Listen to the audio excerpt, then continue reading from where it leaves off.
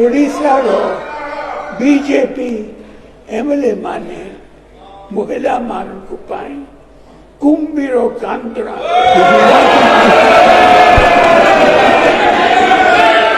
बंद करतु मुथिला पर्यंत ओडिशा को ता हकु हकु के वंचित करि पारिबो नाही।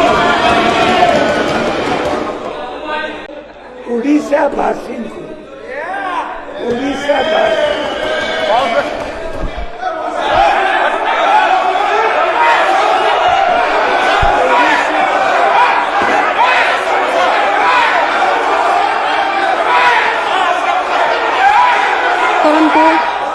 नीरवता रक्षा करंतु। 1 मिनिट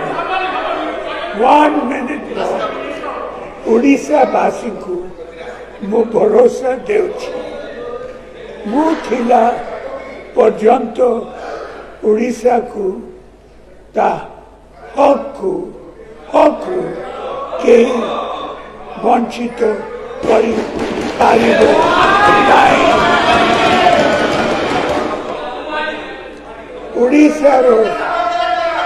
ओडिशार बीजेपी एमएलए माने महिला मानक कुंभीर कांतरा